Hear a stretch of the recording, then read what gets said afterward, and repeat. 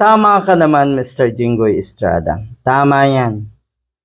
Believe ako sa sinabi mong ito. Believe ako sa statement mo na ito.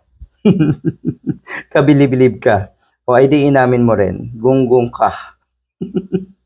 Ang dami nating napapanood sa social media. Merong isang vlogger, social media influencer, na ang sinasabi, bata pa lang daw siya, ay puro na kaso ang naririnig niya tungkol kay Jinggoy Estrada. Wala namang nagawa kasing mabuti etong gunggong na ito sa Senado. Walang remarkable achievement ang isang ito, kundi yung mga kaso niya. Plunder, graft, malversation, at kung ano-ano pa. Ayan. Grabe, no? Di ba natadala yung mga ganitong klaseng tao?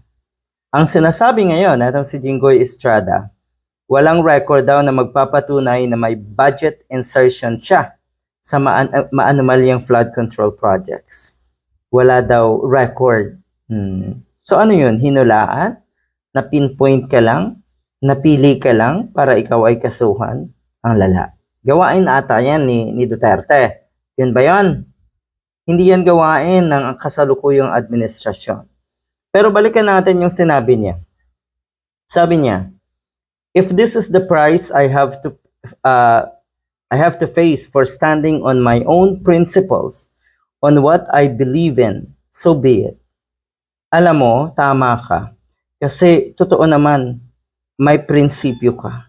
At ito yung price na pagbabayad. Ito yung kabayaran ng baluktot mong prinsipyo, ng paniniwala mo, na ang pagnanakaw sa gobyerno ay normal. Doon pa rin sa paniniwala mo na normal din ang kasinungalingan ng mga politiko.